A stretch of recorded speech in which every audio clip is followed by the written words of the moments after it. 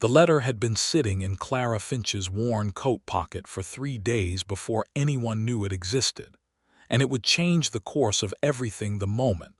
A sun-darkened cowboy named Eli Calloway pulled it free and read every last word of it to the entire Broken Spur Ranch. But that moment had not yet come, and Clara did not yet know that words she had written in the dark of night, words she had poured from the deepest and most wounded place inside her, would soon be the very thing that saved her. It was the autumn of 1882, and the Kansas prairie rolled out in every direction like a bronze sea that had forgotten the ocean. The grasslands caught the late October wind and bent in slow, rhythmic waves, and the sky above them was the kind of blue that made a person feel both enormously small and strangely grateful all at once. The Broken Spur Ranch sat at the edge of the Flint Hills, south of Abilene, and it was a working cattle operation that had survived drought, disease, the collapse of the cattle trail market, and more than one hard winter. It was owned by a man named Samuel Greer, a broad-shouldered widower in his 50s who had built the place from nothing after the war, and who ran it with a quiet but firm kind of authority that earned respect rather than demanded it. Clara Finch arrived at the Broken Spur on a Tuesday morning in the second week of October, rattling up the long dirt road in a wagon that belonged to Tom Wicks, the general store owner from Hatchfield, the nearest town of any consequence. Tom had agreed to bring her out after she had stepped off the eastbound stage looking like someone had wrung every last drop of certainty out of her. She had a trunk, a carpetbag, and a piece of paper with the ranch's name on it, and that was the full sum of her circumstances. She had come in answer to an advertisement placed in a Wichita newspaper 6 weeks prior. The Broken Spur needed a cook and housekeeper. The pay was modest, the work hard, and the accommodation simple. Clara had answered the advertisement because she had nowhere else to go, not because she had any confidence that she would be wanted. She was 22 years old. With dark auburn hair she kept pinned severely at the nape of her neck, and pale gray eyes that had the quality of winter sky, not cold exactly, but vast in a way that made people uncertain whether there was warmth behind them or simply depth. She was not striking in the way that caused men to stare openly, but she had a quietness about her that certain people found themselves drawn to without being entirely sure why. She was slender and strong in the way that young women who had worked all their lives were strong, without ornamentation or fuss. She wore a dark blue dress that had been washed so many times it had gone soft at the collar, and her boots were sensible and resolute. Her mother had died when Clara was 15, and her father had remarried within the year. Her stepmother, a shrewd and unyielding woman named Harriet, had made it clear in 100 small and efficient ways that Clara was a burden the household would be better shed of. There had been no dramatic casting out, nothing so simple or definitive as that. It had been a slow erosion instead, a constant drip of being overlooked, talked over, assigned the worst chores, and excluded from family decisions, until Clara had come to believe with a quiet and devastating certainty that she was simply not the kind of person people chose to keep around. She had left Harriet's house in Wichita at 19, taken domestic work with 2 different families over the following 3 years, and been let go from both positions, not for any failure of work, but for reasons that were never quite explained and that Clara filled in with her own worst interpretations. She was not good enough. She was not interesting enough. She was too quiet, too plain, too easily forgotten. By the time she climbed down from Tom Wicks' wagon in front of the Broken Spur's main house, she had already half decided that this situation, too, would end the same way. She had even written the letter, 3 nights ago in Hatchfield's single boarding house room, as a way of putting down what she truly felt so that she would not have to carry it around unsaid inside her chest anymore. She had addressed it to no one in particular. It was simply words on paper, a confession of worthlessness that she had folded twice and pushed into her coat pocket and told herself she would one day throw into a fire. Samuel Greer met her at the door of the main house and shook her hand with a directness she appreciated. He was not an unkind man. She could see that immediately. He had a weathered, honest face, and he spoke plainly about what the work involved, what the hours were, and what the bunkhouse arrangements for female staff consisted of, which was a small private room at the back of the main house, separated from the bunkhouse where the hands slept. He did not make promises he couldn't keep, and he did not flatter her. He simply looked at her with the measuring, unembellished gaze of a man who was trying to determine whether she was capable and dependable. She said she was. He said he would take her at her word for now. That was how it began. The kitchen at the Broken Spur was a large, well-equipped room by frontier standards. It had a cast iron stove that had been a serious investment, a long wooden work table, a cold pantry built into the north wall, and 3 windows that looked out over the side yard where the water pump stood, and beyond it the long pasture where horses grazed in the mornings. Clara took stock of what was in the larder that first afternoon, made a meal of salt pork, biscuits, and dried apple preserves, and served it to the ranch hands without ceremony. There were 7 of them, ranging in age from a boy of 18 named Pete who was on his first season and blushed at everything, to an old wiry hand named Hector who had been at the Broken Spur since before Samuel had bought it from its previous bankrupt owner. The men were hungry and appreciative in that wordless way that working men tended to be, scraping their plates clean and nodding in her direction as they filed back out. She thought it had gone adequately. She was not sure. She did not meet Eli Calloway until her second day at the ranch. He came in late from the north pasture, where he had apparently been mending fence lines since before dawn, and he walked into the kitchen just as Clara was putting away the remains of the noon meal. He was tall, though not unreasonably so, built in the solid, unshowy way of a man who had spent years doing physical work without ever thinking much about his appearance. He had dark brown hair that needed cutting and had gone a little wavy at the ends from sweat and wind, and a jaw that was set in an expression of mild preoccupation, as though he was still running through fence posts in his mind. His eyes were the unexpected part.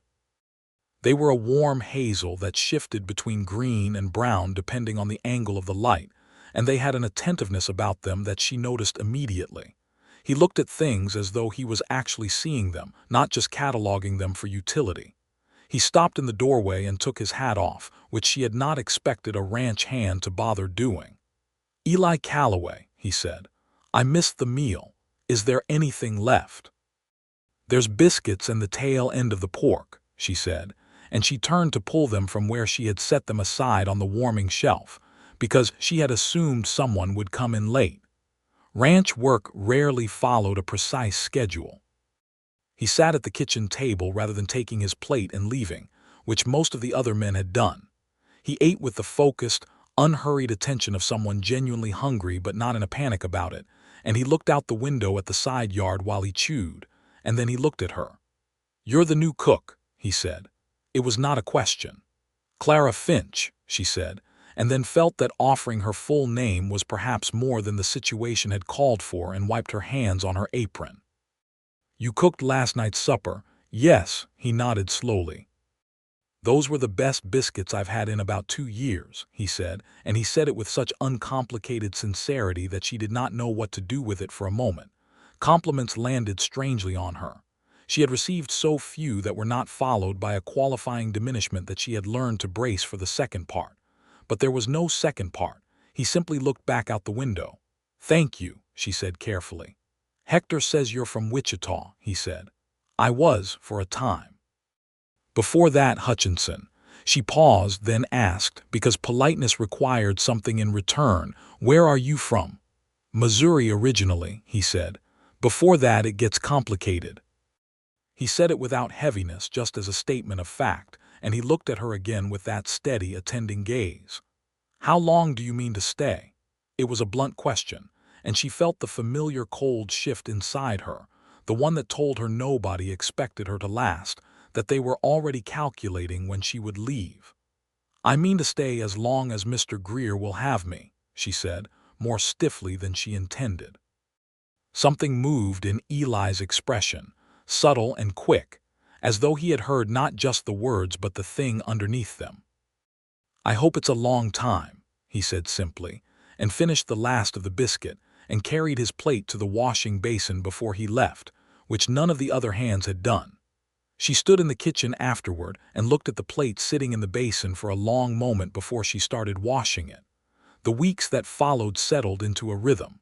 Clara woke before dawn to start the stove and have coffee ready by the time the hands began moving at first light.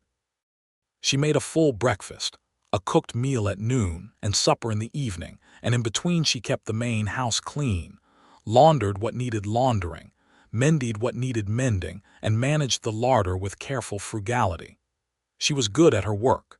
She had always been good at her work, thorough and efficient and steady, and the men at the Broken Spur ate better than they had in 2 years, since the previous cook had left to get married in Dodge City. Samuel Greer acknowledged this with occasional brief words of satisfaction, and the hands made their appreciation known in the way men generally did, by clearing their plates completely and becoming less gruff over time. But Clara did not allow herself to believe she had found her footing. The old weight stayed with her, the feeling that she was provisional, that the comfort she was building was temporary, that she was always one small failure away from being asked to pack her trunk. She was pleasant to everyone and kept a careful, polite distance, not out of coldness but out of a kind of protective numbness, the way you do not press too hard on a bruise. Eli Calloway was harder to keep at a distance than the others, not because he pushed toward her, but because he was simply, persistently present in a way that was impossible to overlook. He had a habit of coming into the kitchen in the early evening, after the supper hour, when most of the other men were in the bunkhouse playing cards or tending to equipment.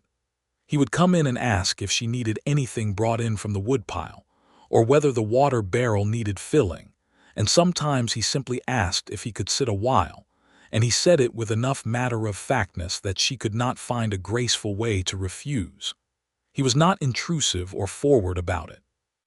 He sat at the kitchen table and sometimes read. He had a small collection of battered books that he kept in his bunk, and sometimes he just talked, easily and without pressure, about the ranch, about the horses, about things he had seen that day, and he listened when she said things in return with the attentive quality that she had noticed from the first day. He made her feel as though what she said was worth the time it took to hear it, which was not a feeling she had been given often. She learned things about him in pieces. He was 26, 4 years older than her. He had come to Kansas from Missouri when he was 19, traveling with an uncle who had since died of a fever, and he had hired on at various ranches since then before landing at the Broken Spur 3 years ago. He was not a man who spoke about his feelings directly or described his inner life with any particular fluency. But he had a way of saying small things that added up to a picture, and the picture was of someone who had also spent time feeling out of place, feeling that the ground beneath him was not entirely solid, and who had made a kind of uneasy peace with that over years of persistent work and forward motion. He had a dry, quiet humor that caught her off guard. He would say something absolutely deadpan and watch her face until she realized he was joking, and then he would smile, not a broad or showy smile, but a slow, genuine one that started in his eyes before it reached his mouth, and something about that smile made her chest feel lighter in a way she did not entirely understand and tried not to examine too closely. She wrote in the letter again. Not a new letter, the same one, but she added to it in the small hours of a Tuesday night in late October when the wind was high outside and the walls of the house were creaking. She added that there was a man at the ranch who was kind to her in a way she did not know what to do with. She wrote that his kindness scared her more than coldness did, because coldness was familiar and manageable, and kindness made her feel something she was not certain she could afford to feel. She wrote that she suspected she was beginning to care about being somewhere for the first time in years, which meant she had something to lose, which meant the eventual losing would be worse. She wrote these things in the dark, by candlelight, in the careful small handwriting she had been taught by her mother, and then she folded the paper and pushed it back into her coat pocket and blew out the candle. In November, there was a cold snap that came early and hard. The temperature dropped 20 degrees in a single afternoon, and by nightfall the water pump in the side yard was threatening to freeze. Eli and two of the other hands, a compact and good-natured Texan named Roy and young Pete, spent the better part of the evening wrapping the pump housing with burlap and old blankets while Clara kept hot coffee coming out to them on the porch.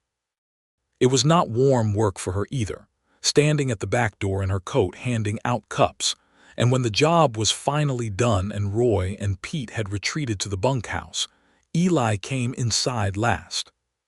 He was frozen through, his cheeks wind-burned and his hands stiff, and she poured him a cup of coffee and set it in front of him and went to get the piece of salt pork she had been keeping warm on the back of the stove in anticipation.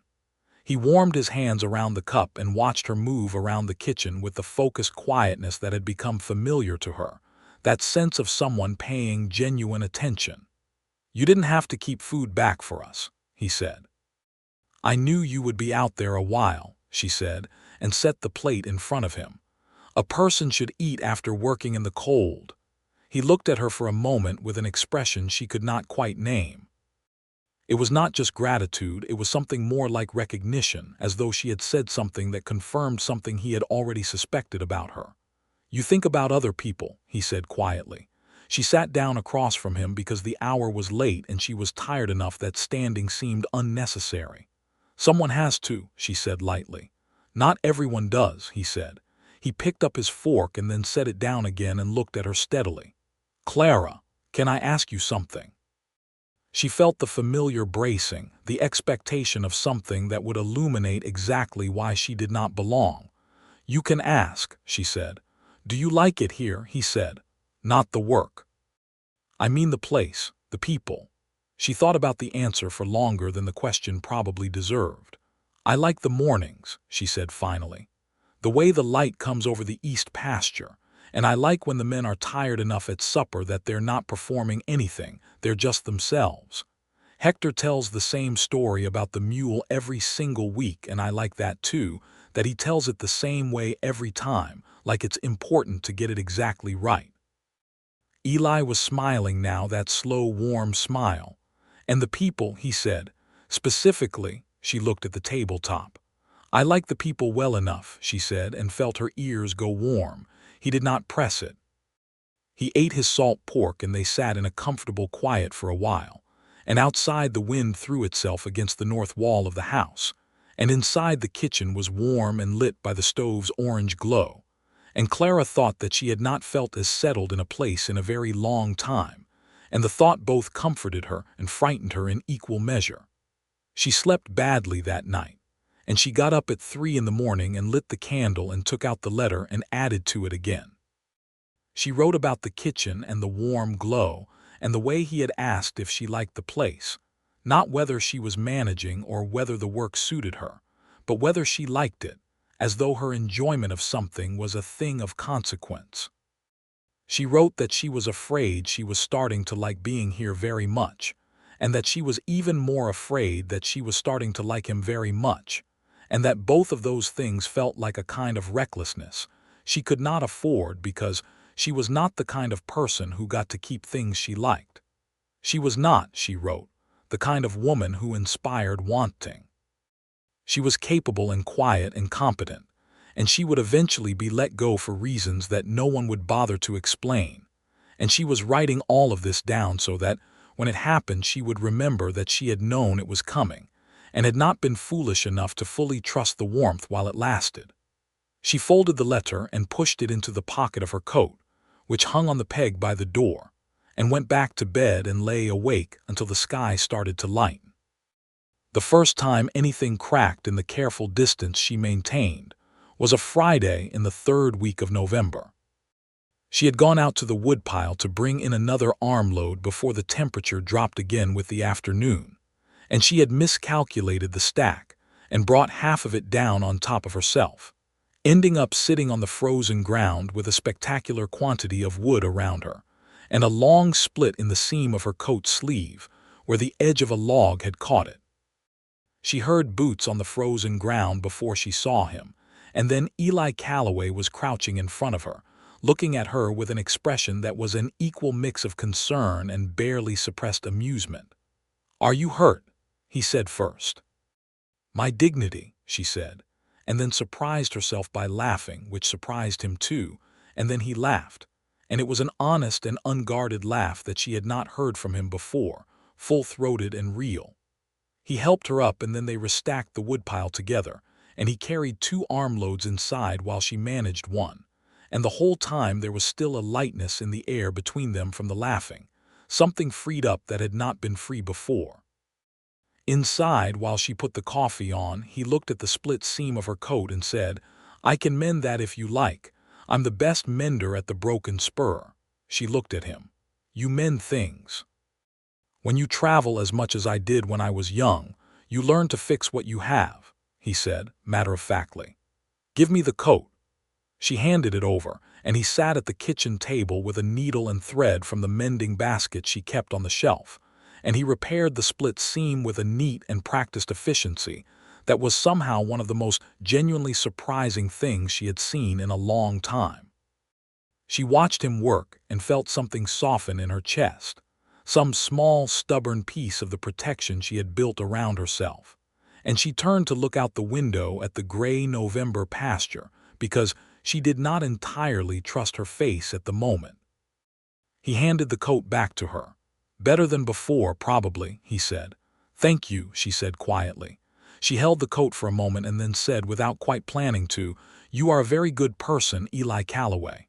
He looked at her with that attentive, steady gaze, and something moved across his face that was complicated and quiet and real. "So are you, Clara Finch," he said. She put the coat on the peg and poured the coffee, and they did not say anything more about it. But it sat there between them like something planted in ground that had been frozen and had just begun to thaw. December arrived with its short days and its brutal cold, and the ranch contracted into itself the way ranches did in winter. Less activity, fewer trips to town, more long evenings when the wind was up and the bunkhouse became a world unto itself. Clara's days shortened slightly because there was less outdoor work to support, but she kept busy, baking more bread than was strictly necessary, preserving the last of the autumn stock, making repairs to the household linens, taking on any mending the men brought to her door. She and Eli had fallen, without either of them saying anything explicit about it, into a habit that was understood by the rest of the ranch without comment. In the evenings after supper, he came to the kitchen. He always had some reasonable pretext, checking the wood supply, returning a borrowed item, asking about the next day's meal schedule, but after the first week, neither of them bothered much with the pretexts. He came, and she was glad he came, and they talked and sometimes sat in quiet, and she gave him coffee and he sometimes helped her with whatever task she was still working on, and the evenings were the best part of her days. She learned more about him in those evenings. He had a sister in Missouri named Adelaide who sent him letters twice a year, and he wrote back faithfully and at length. He had strong opinions about horses, believing that a horse treated with patience and consistency was a more reliable animal than one trained through dominance, and his opinions had been borne out in practice, because the animals he managed were noticeably better tempered than those handled by some of the other men. He had never been to a city of any real size, and was not sure he ever wanted to. He had once, when he was 20 and foolish, lost 3 months' wages in a single poker game in Dodge City, and had not played cards for money since. He told her this story with a rueful self-deprecation that made her like him more. In turn, she told him things she had not told anyone in a long time. She told him about her mother, who had been a schoolteacher before she married and who had taught Clara to read properly and to love books, and who had died of typhoid before Clara was grown enough to tell her adequately what she had meant. She told him about Harriet in broad strokes, without self-pity, simply as a set of facts about a period of her life, and she watched his face darken with something that was not quite anger and not quite sorrow, but occupied the space between them. She told him about the 2 households she had worked in before the Broken Spur, and she was honest about the leaving, that she did not know precisely why she had been let go from either position, that she had tried to be adequate and apparently had not been. "You were let go," he said, and there was something careful in his voice, as though he was paying very close attention to his word choices. "Both times," she said. "I was given a week's notice and a reference letter that was polite but brief." "That has nothing to do with you being adequate," he said. "That could be 100 things. Families change their circumstances. They hire relatives, they move." He paused. "Did anyone ever tell you why?" "No," she said. He was quiet for a moment. "That must have been hard," he said, "not knowing." "I decided," she said carefully, "that it was likely me." "That's a reasonable conclusion to arrive at if nobody tells you different," he said. "But reasonable conclusions aren't always correct ones." He looked at her directly. "For what it's worth, Samuel Greer told me last week that this is the best-run kitchen the Broken Spur has ever had." He said it like it was just a fact, the way he says all things, but he doesn't offer praise loosely. "You should know that." She looked at her hands on the table. A warmth moved through her that she could not entirely contain, and her throat felt tight in the way it did when something touched the part of her she kept most carefully guarded. "Thank you for telling me," she said, almost inaudibly. "He should have told you himself," Eli said, with a conviction that made her look up at him. His jaw was set, and there was a plainness in his expression that was unmistakably sincere. "You do good work and you work hard and you're kind to people who don't always deserve it." That's worth saying out loud to the person doing it. She did not know what to say to that. She looked at him for a long moment in the warm kitchen light, and something in her chest that had been compressed and tight for so long it had become structural ached and shifted, like a board under too much pressure finally flexing. "I'm not always certain I'm doing anything right," she said quietly. "I'm not always certain I'm the kind of person who gets to stay anywhere."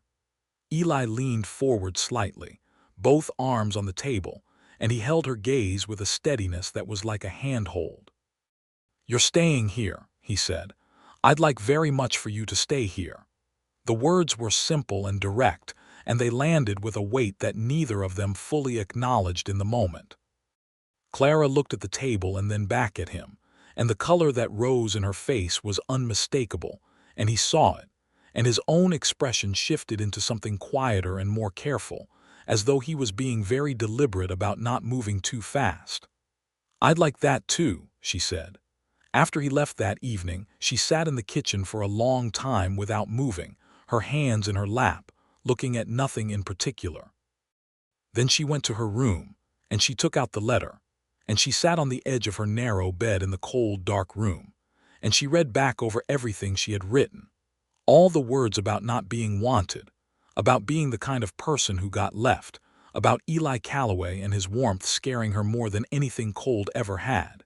And she held the folded pages in both hands and felt the complicated and frightening sensation of someone who is beginning, against all their best defenses, to hope. She did not add anything new to the letter that night. She simply folded it back up and put it in her coat pocket and sat with the feeling until it became something she could bear, and then she went to sleep.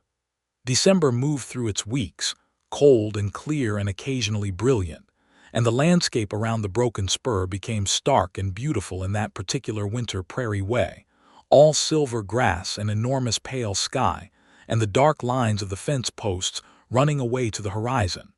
The cattle had been moved to the closer pastures. The horses were blanketed in the evenings. The men wore more layers and stomped their feet more and came to meals redder-faced and hungrier than usual. Christmas approached, and Clara, who had not celebrated the holiday with any real warmth since her mother died, found herself planning for it without entirely consciously deciding to. She made arrangements with Tom Wicks in Hatchfield through Samuel Greer's supply orders to get in a quantity of sugar, dried fruit, spices, and what passed for seasonal provisions in a Kansas ranch in 1882. She spent the 3 days before Christmas baking in quantity, fruitcakes and ginger cookies, and a dried apple pie that required considerable coaxing from the available ingredients. And she put a simple wreath made of dried grass and red-dyed ribbon on the main house door, which Hector regarded with deep and genuine sentiment, because he was far from home and had 3 daughters in Texas that he sent most of his wages to. And small gestures at the holidays moved him more than he would ever say. Christmas Eve supper was the best meal Clara had cooked since arriving. A roasted salt-cured ham she had been preparing for a week, potatoes done 3 ways, biscuits, greens, and a gravy that Eli later described as the kind of thing you'd travel a fair distance for. She ate with the men that evening rather than retreating to her room after serving, because Samuel Greer had set an extra chair at the head table and said simply, "Sit down and eat with us, Miss Finch. You've earned it." And she sat down and ate with them, and it felt, in a way she had not expected and could not fully articulate, like belonging. After supper, when the other men had drifted back to the bunkhouse and Samuel had retired to his study, Eli stayed as he always stayed, and they sat together in the kitchen with the last of the coffee and the remains of the ginger cookies on a plate between them. And the kitchen was warm and the candles were burning low, and outside the prairie was frozen and dark and enormous, and inside was light and warmth, and the smell of everything good she had cooked that day. "Merry Christmas, Clara," he said quietly. "Merry Christmas," she said. He reached into his coat and produced a small wrapped package, wrapped in brown paper and tied with a piece of actual ribbon, red, which she suspected had been acquired at some effort, and he set it on the table between them with a casualness that did not quite disguise the care that had gone into it. She looked at it and then at him. "Eli, it's not much," he said. She opened it carefully, because she was a careful person with things given to her, and inside was a small book, a collection of poems by John Greenleaf Whittier, its cover slightly worn but the interior pages clean and the binding sound. She turned it over in her hands and felt the tightness in her throat again. "You mentioned your mother taught you to love reading," he said, looking slightly away as though the giving of the gift required some privacy. "And you mentioned poetry once, that your mother read it to you. I ordered it from town, took a while to come in." She held the book and could not speak for a moment. Then she said, "Thank you, truly." She set the book down and reached into the pocket of her apron because she had made something for him too, and she had been uncertain whether to give it, but the book decided her. It was a set of riding gloves, stitched from leather she had worked and cut and sewn herself over 3 evenings in her room, lined with a piece of heavy flannel, because she had observed that his hands were always stiff with cold in the mornings, and his current gloves were deteriorating. She had not told anyone she was making them. He took the gloves and looked at them with a thoroughness that was quiet and moved, turning them over in his hands. He put one on and flexed his fingers, and the fit was good. She had measured the leather from tracing his hand when he had left a pair of worn gloves on the kitchen table one afternoon, and she had spent 20 minutes deciding whether to be that deliberate about it. "Clara," he said, and his voice had something in it she had not heard from him before. He looked at her with the full force of that attending gaze, and there was no ambiguity in his expression at all. It was warm and direct and as honest as the Kansas sky. "I think you are something extraordinary," he said. "I want you to know that." She held very still. "Nobody has ever said that to me," she said softly. "Then they were all wrong," he said simply. They sat together in the kitchen until the candles burned out, and when they finally said good night, it was in the soft and careful manner of 2 people who are aware that something important is happening between them and who are not quite ready to name it directly, but who are no longer willing to pretend it is not there. She did not sleep for a long time that night. She lay in her narrow bed with the book of poems on the chair beside her and the gloves she had made pressed into her memory, and she felt the full, complicated, frightening, and astonishing weight of caring about someone, of being cared for in return, and she did not add anything to the letter that night either. The feelings inside her had outgrown the words she had been using to describe them, and she was not quite ready to find new ones. January was the hardest month. A blizzard came through in the first week that kept everyone housebound for 4 days, and the Broken Spur drew in on itself and became entirely self-contained, the world reduced to the buildings and the distances between them. Clara cooked through it all and kept the house warm and managed provisions with careful calculation, and the men were restless and cramped but fed, and that was what mattered. Eli spent the blizzard days helping with the horses, which had to be checked and watered and soothed through the noise of the wind, and he came in each time red-nosed and weighed down with the cold, and she handed him coffee without being asked, and he sat at the kitchen table, and they talked until the feeling came back into his fingers. On the third day of the blizzard, when the wind was at its worst, and the kitchen was the warmest and most occupied room in the building, Hector sat on one side of the kitchen table and young Pete sat on the other, both of them having found reasons to be in the kitchen rather than the bunkhouse, and Roy was leaning against the counter, eating a biscuit he had apparently charmed from Clara earlier, and the kitchen was full of people in a way it rarely was in the evenings.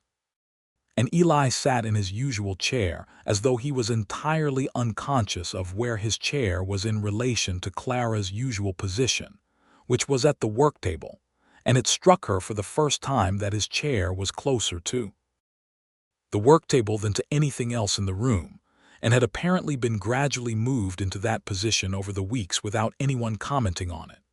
Hector told his story about the mule, exactly as he always told it, with the same timing and the same dramatic pause before the punchline, and Clara laughed at it as she always did, and Eli watched her laugh with an expression that Roy happened to catch, and that caused Roy to hide his own grin in the direction of the window. When the blizzard finally broke on the 4th day, and the sky came out blue and merciless, and the snow lay thick and white over everything, there was a shared relief that moved through the ranch like a physical thing. Everyone went back to work with an energy that had been pent up for 4 days, and the Broken Spur came back to life around Clara like a world returned from suspension.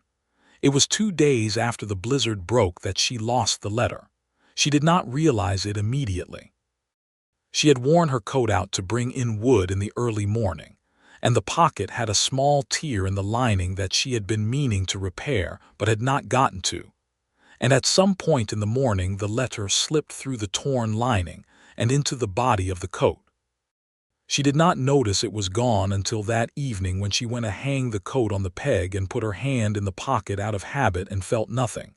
She checked the pocket 3 times. She checked the floor of her room, the kitchen, the path to the woodpile.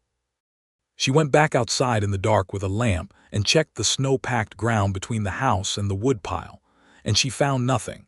And she came inside and stood in the kitchen with cold hands and a cold feeling in her chest that was entirely separate from the temperature. She told herself it could have fallen anywhere. She told herself it was likely buried in the snow or tramped into the mud and would never be found. She told herself that paper deteriorated quickly in the wet and cold, and that no one would read it even if they found it.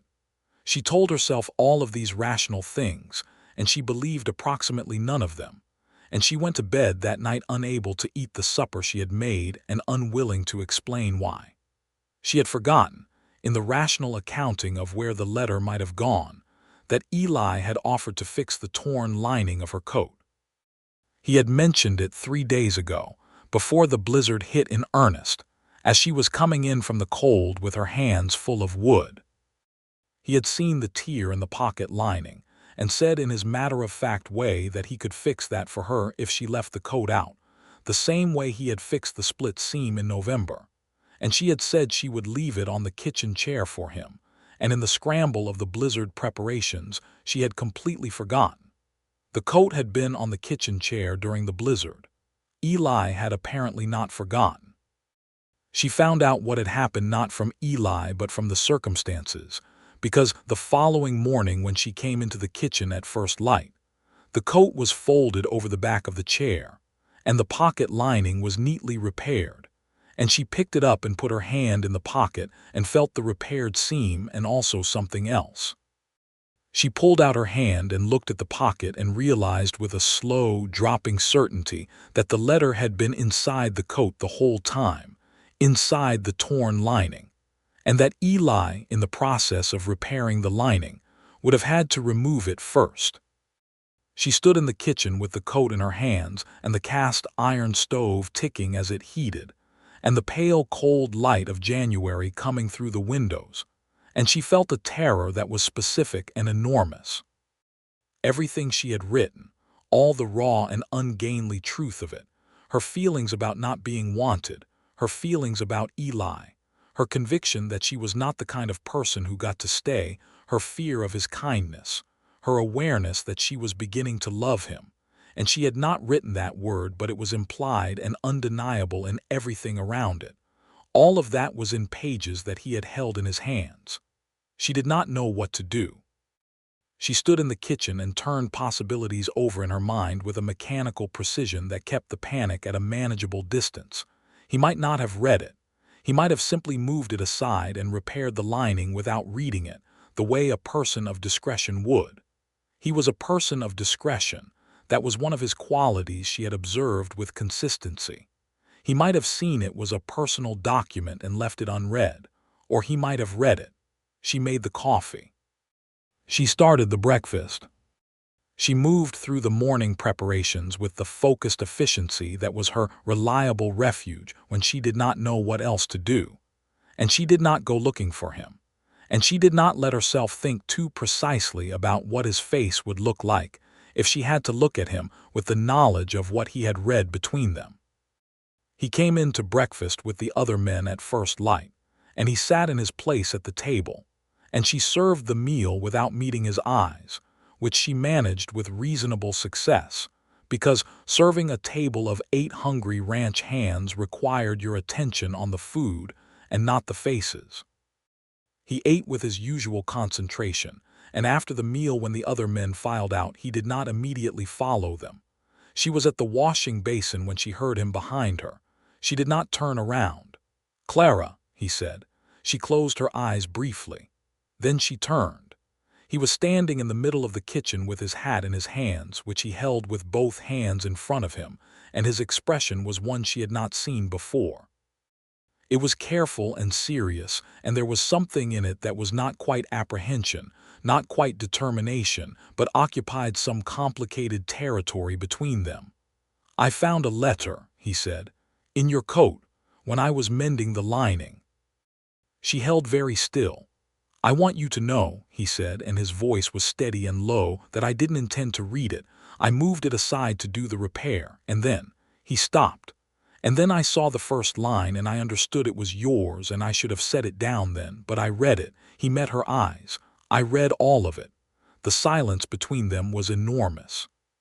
She could hear the wind outside and the sound of the other hands moving across the frozen yard, and nothing else for what felt like a very long time. "I'm not going to pretend I didn't," he said, "because pretending would mean acting like it didn't matter, and it mattered more than anything I have read in a very long time." "Eli," she said, and her voice was barely audible. She did not have a sentence to follow it with. "You wrote that you weren't the kind of person who gets to stay anywhere," he said quietly. "You wrote that you weren't the kind of woman who inspired wanting."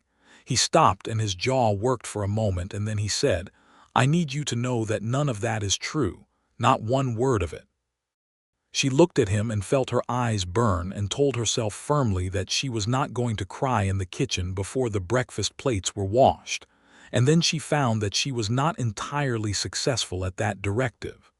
"You don't know enough about me," she said, because it was all she could find to say. "I know more than you think," he said. "I know that you leave salt pork warming for the men who come in late. I know you remembered that Hector's youngest daughter is named Maria, and you asked after her by name. I know you make the kitchen warm before anyone else wakes up and you don't ask for thanks. I know you fixed riding gloves for a man who hadn't asked you to and sized them exactly right." He paused. "I know that you laugh at Hector's story about the mule every single time, Not because you've forgotten it, but because you understand why he tells it.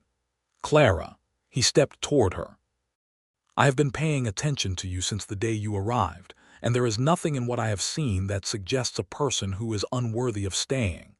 She wiped her eye with the back of her hand, which she found embarrassing but unavoidable.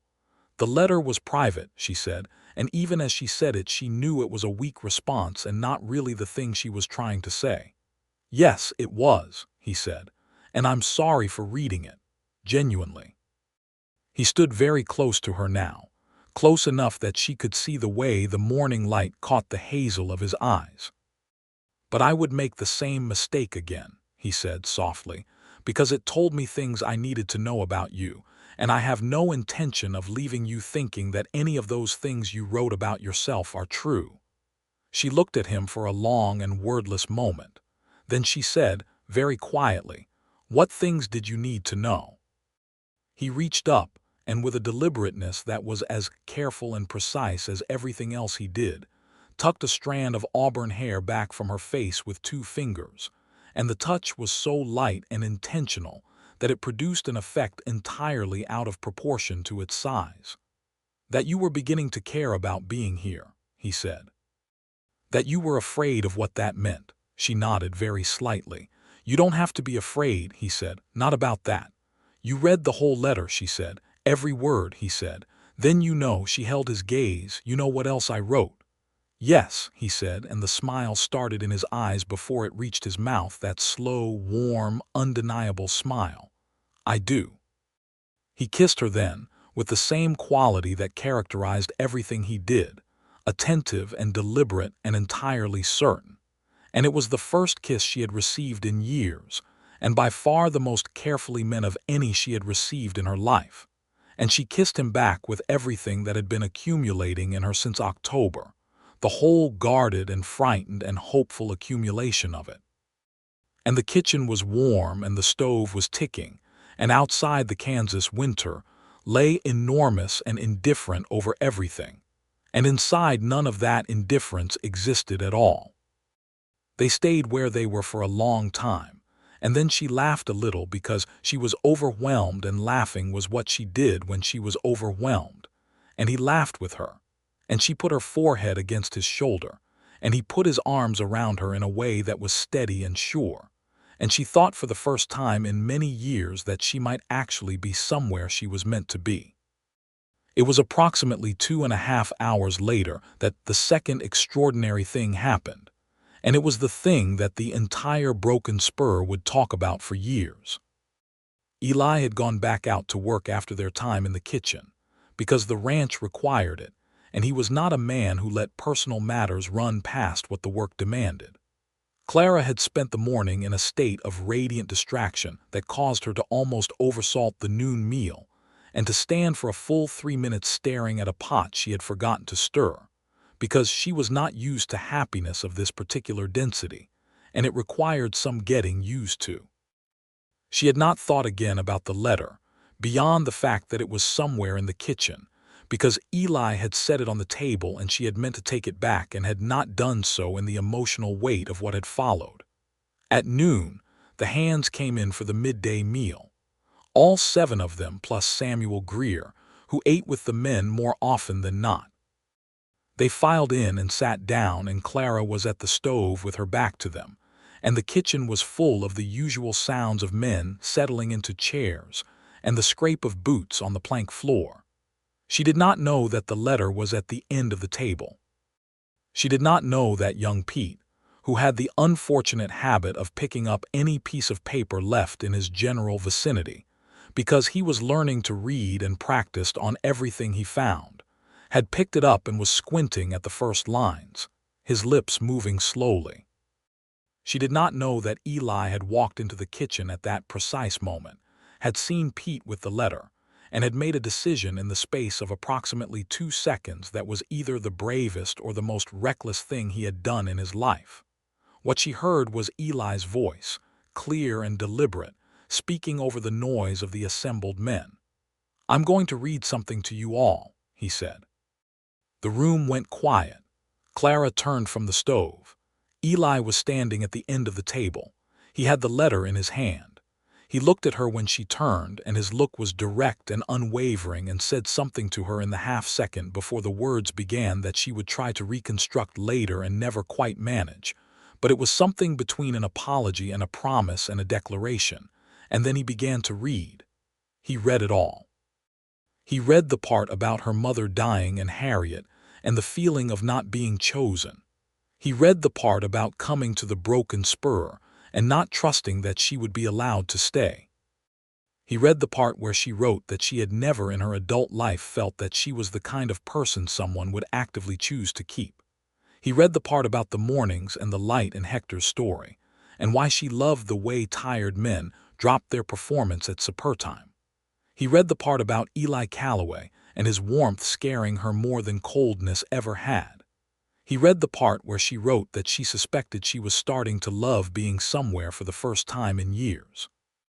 He read every word she had written, in his steady, unhurried voice, with no commentary or embellishment, just the words as she had written them, and the kitchen was so quiet during the reading that she could hear the fire in the stove. When he finished, he looked up from the pages. He looked at her. The kitchen was very still. And then Hector, who was a man of deep sentiment carefully concealed, cleared his throat and said in his rough voice, "Well, Miss Clara, nobody's going to argue with any of that." And Pete, who had gone quite red, said earnestly, "You're the best cook we've ever had, ma'am, and I would argue you're the best person too." And Roy said nothing at all but looked at his plate with a small private smile. And Samuel Greer, who was a man of few words and used them all with extreme economy, said, in the firm and final manner of a verdict, "You have a home here for as long as you want it, Miss Finch. That's not a conditional offer." And Eli set the letter down on the table and looked at her across the room with that steady, warm, entirely honest gaze, and said nothing at all, because he had already said everything. She stood at the stove with the ladle still in her hand, and the tears running freely down her face, which she had entirely stopped fighting, and she looked at all of them, the rough and weathered and decent men sitting in her kitchen, and at Eli at the end of the table with the letter in front of him, and she felt something open in her chest that had been shut for so long she had forgotten it could open, some fundamental conviction that she did not belong, that she was always temporary, that no one would choose to keep her, and it did not close again. She set the ladle down and said, to the room at large, in a voice that was not entirely steady, "The food is going to get cold if nobody eats it." And there was a general clearing of throats and reaching for plates, and the noise of the meal resumed, and the ordinary business of living together continued, and somehow that made it more real than anything dramatic or extraordinary could have. Eli came to the kitchen after the meal, after the others had filed out, and she handed him the letter and he gave it back to her and said, "It belongs to you." She looked at it for a long moment. Then she said, "I think I'm done with it. I think the things in it don't need to be kept anymore." She went to the stove and opened the door and put the letter in, and she watched it catch and burn, and the flame was clean and quick, and she felt only relief. "Is that all right?" she said. "More than all right," he said. He took her hand and she let him, and they stood watching the stove for a moment. "Eli," she said. "Yes." "Thank you for reading it out loud," she said. And then, after a moment, "I don't think I fully understood until just now how much I needed someone to." "I know," he said quietly. "You could have just told me yourself. You didn't have to read it to everyone." He thought about this for a moment. "No," he said, "I couldn't have just told you, because you wouldn't have believed it from only me. You needed to hear it from people who had no reason to say it except that it was true." He looked at her. "Did it work?" She squeezed his hand. "Yes," she said softly. "It worked." Spring came to the Broken Spur in late March with an extraordinary swiftness, the way prairie spring sometimes did, as though the land had been holding its breath for months and could finally let it out. The grass came up green, and the wildflowers appeared in the pastures, and the horses were out in the full fields again, and the whole ranch breathed differently in the longer days. Eli asked Samuel Greer for a private meeting in the first week of April, and Samuel listened to what he had to say and nodded once with his measured, economical approval, and said that Clara Finch was a fine woman, and that he was glad the matter had been taken in hand, and that there was a piece of land on the east side of the property that had a solid cabin on it that had been vacant for 2 seasons, and that Eli had earned first consideration on any arrangement that made sense. Eli came to Clara that same evening in the kitchen, in his usual chair. She had come to love that chair in a way that was entirely disproportionate to its nature as a piece of furniture, because it was the shape of a habit that was entirely about him. He sat in it and put his elbows on the table and looked at her, and then he said, plainly and without performative elaboration, because that was not how he was built, that he loved her, that he had loved her for months, and that he wanted to know if she would marry him, and whether she thought the east cabin could be made into something they'd both be comfortable in. And he acknowledged that it currently needed work on the south-facing window and the roof over the porch, which he would fix before the summer rains if she agreed, and that he had already spoken to Samuel about the land arrangement. She looked at him across the table in the orange evening light of the kitchen that had been her whole world for 6 months, and she thought about the letter she had written in a boarding house room in Hatchfield, the letter full of conviction that she was not wanted and not worthy, and not the kind of person anyone chose. And then she thought about how wrong that letter had been, and how that wrongness had been demonstrated to her in the most unexpected and irreversible way possible, by a cowboy who had read it aloud to a room full of people who had then confirmed every error in her self-accounting. Yes, she said. Yes to all of it. He smiled at her, the full, slow, warm smile that she had been watching develop since October, and he reached across the table and took her hand, and that was the entirety of the formal ceremony of their engagement, and it was exactly right. They were married in June, on a Saturday when the sky was high and blue, and the prairie was at its most extravagant abundance of green. The ceremony was held outside, near the east pasture, conducted by the circuit preacher who came through Hatchfield on his quarterly rounds. Every man at the Broken Spur attended, including Hector, who wept openly and made no apology for it, and Samuel Greer stood at the front of the assembled group with the particular dignity of a man who had watched something good come together and was gratified by it. Clara wore a dress she had made herself in the evenings over the preceding weeks, ivory cotton with small blue flowers embroidered at the collar and cuffs, because she had learned embroidery from her mother and had not used the skill in years, and it felt like the right time to bring it back. She carried a bunch of wildflowers that Pete had gathered for her that morning, with a seriousness of purpose that had made Roy joke that Pete had been up before dawn looking for the best ones, which Pete had denied with insufficient conviction. Eli stood beside her in his good shirt and clean-brushed jacket, and he looked at her when she came to stand beside him with an expression that was everything he was, steadfast and warm and fully present, and she looked back at him with everything she had, the whole of herself that she had spent too long apologizing for, and was done apologizing for now. The preacher spoke the words and they said the words back, and when it was done Eli kissed her with the same deliberate warmth of the first time in the kitchen, and the assembled men made appreciative sounds, and somewhere nearby a meadowlark was singing in the grass. That evening, after the celebration supper that Clara had planned with meticulous joy, and cooked with assistance from Roy, who turned out to have some genuine cooking ability he had never previously disclosed, and Hector, who had opinions about the correct way to prepare dried beans that had been refined over decades. They sat together on the porch of the east cabin as the sun went down over the Flint Hills, and the prairie went gold and then amber, and then the particular shade of deep rose that preceded full dark. The cabin was in good repair now. Eli had spent weeks on the window and the porch roof, and Clara had made curtains and rag rugs and brought her small collection of personal items into the space, her mother's embroidery needle in its case, the book of poems Eli had given her at Christmas, the recipe notes she had accumulated. It was a small space and a simple one, and it was absolutely, entirely, and without reservation theirs. "I keep thinking," she said, looking at the sky, "about who I was when I got off that stage in Hatchfield." "Tell me," he said.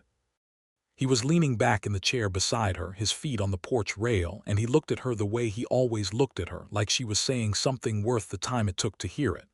"I thought I was coming to one more situation that would eventually end the same way all the others had," she said. "I didn't think I was coming home." He was quiet for a moment. Then he said, "And now," she looked at him.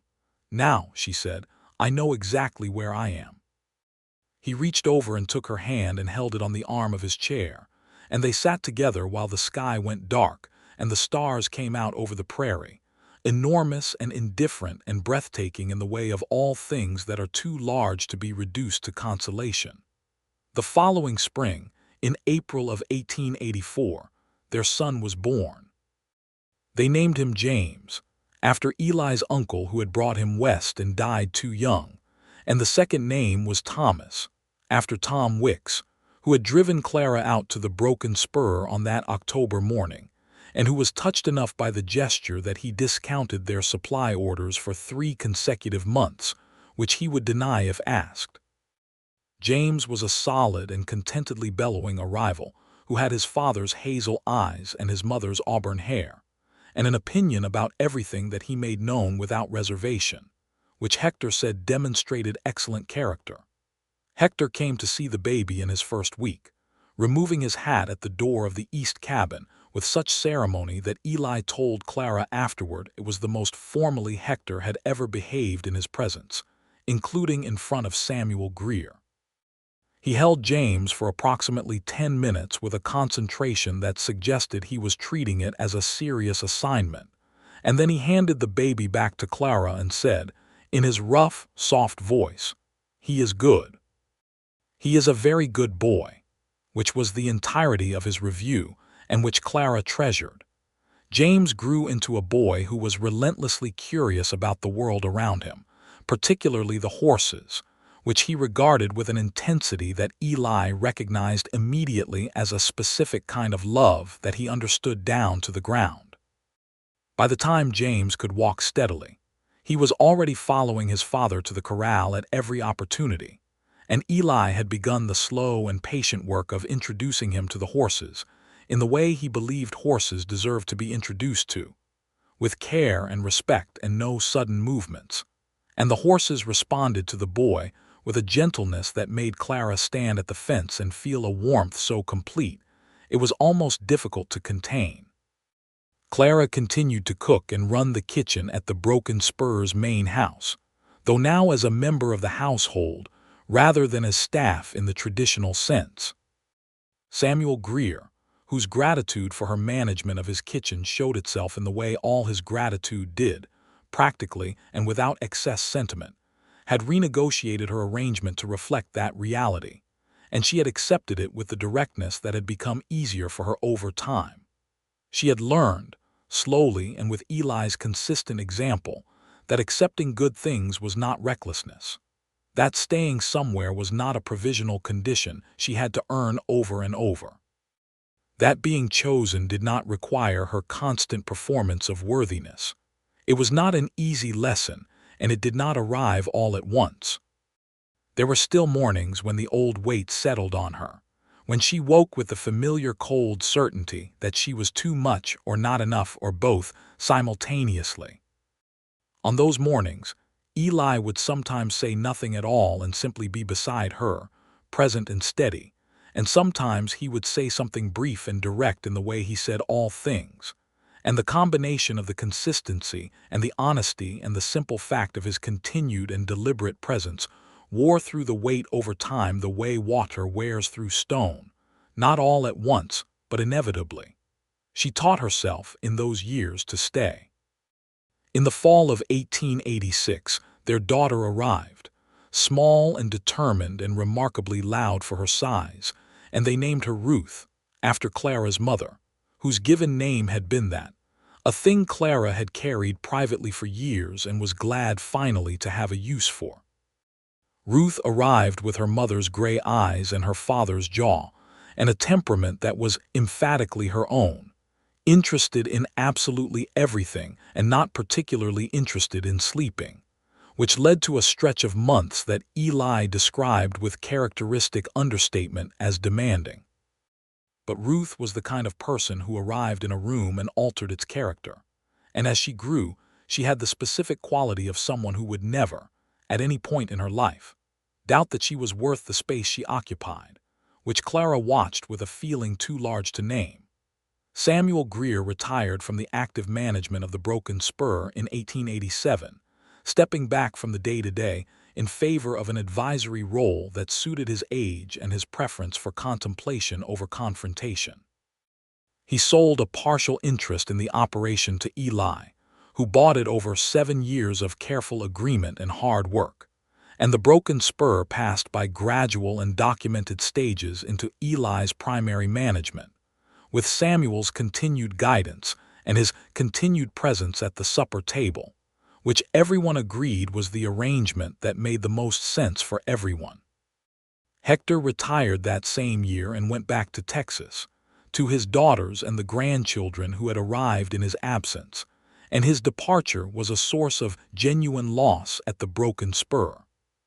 He had been there so long that his absence was a kind of shape in the air, but he went south in the spring with his wages and his savings and his stories, and he wrote to Clara twice a year, which she answered in full, and the last letter she received from him, in the summer of 1891, was full of the details of his eldest daughter's wedding and the new granddaughter who had arrived in March and who Hector reported was very good, in the exact formulation he had used about James 7 years before.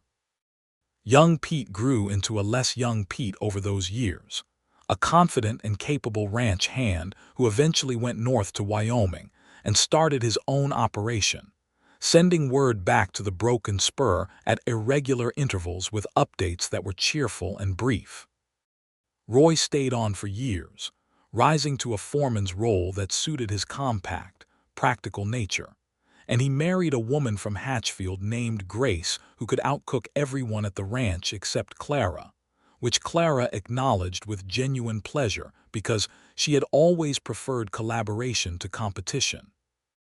The east cabin expanded over the years, a room added when James came, a second room when Ruth arrived, a porch extended along the south side where Clara grew kitchen herbs in clay pots in the summer. Eli built shelves along the interior wall for books because they accumulated, both Clara's and his own, and they required proper housing.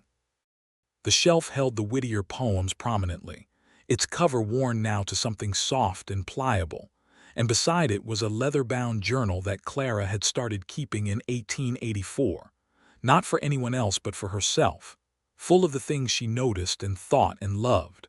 A record of a life in a place she belonged, written by a woman who had learned, against all prior conviction, that she did.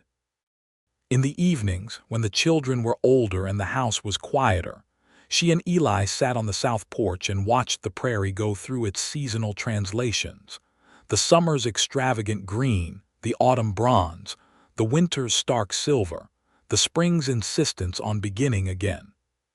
They talked as they had always talked, easily and without the need for elaboration, and they sat in comfortable quiet, and sometimes James came out to sit with them and sometimes Ruth did, and the sounds of the ranch in the distance, the horses, the cattle, the ordinary sounds of a living and continuing place, were the background of everything. In the fall of 1890, on an evening that was clear and cool, and just edging toward the particular kind of cold that preceded winter, Clara sat on the porch with a cup of coffee and watched the light leave the sky in gradients of gold and rose, and Eli came out and sat beside her and put his arm around her, and she leaned into him with the ease of a person who had been leaning into someone for years and who found the angle not just comfortable but essential. "What are you thinking about?" He said, "The boarding house in Hatchfield," she said, "that first night." He was quiet, listening. "I wrote the first part of that letter that night," she said.